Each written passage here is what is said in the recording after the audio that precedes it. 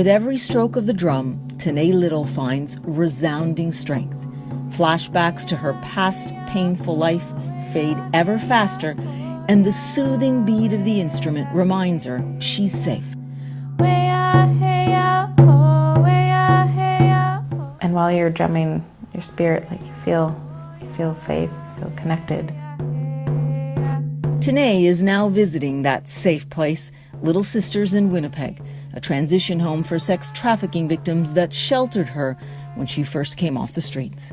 I love this place. I love being here, knowing that this place helps women change. Tanae calls it change, but it was nothing short of salvation.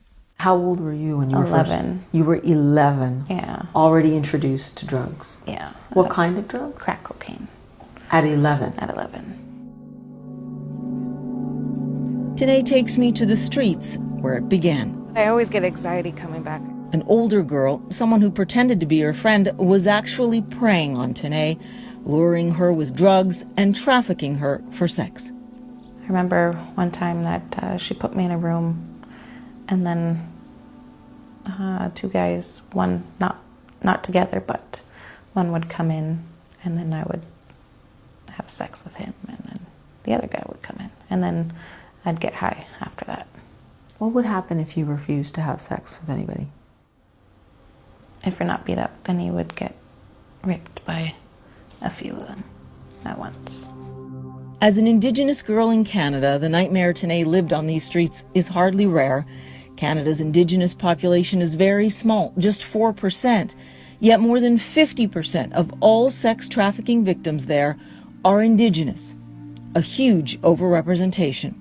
And just like Tanae, they are coping with a legacy of poverty, racism, and abuse.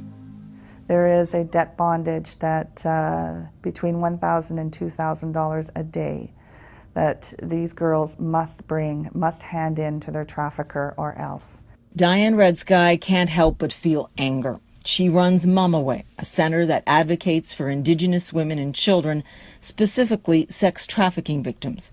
She says the history of racism against this population feeds into the cycle of violence and exploitation against them. It's really difficult to be able to fight those stereotypes as Indigenous women when a whole society is targeting Indigenous women and girls, particularly for violence and abuse, and that spills over into sex trafficking. Thanks for coming to the circle. We're going to start with a smudge. And I'm very honored to be sitting in circle with you today, and thank you for inviting me. Very honored to sit here with my survivor sisters today. I'm glad that it's being brought to attention because it's been hidden for far too long. You did an amazing thing to open your hearts. Elder May Louise Campbell leads a traditional sharing circle. Thank you to each and every one of you. It's a spiritual connection with Indigenous culture and a unique path to healing for victims who say they have never felt worthy. They don't feel sacred, they feel worthless. Yeah, that's right.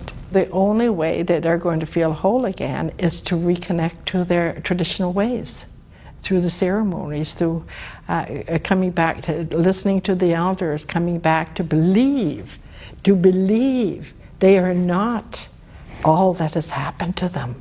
They are not that. They are sacred. You need to know your worth and your strength, for sure, to get through it.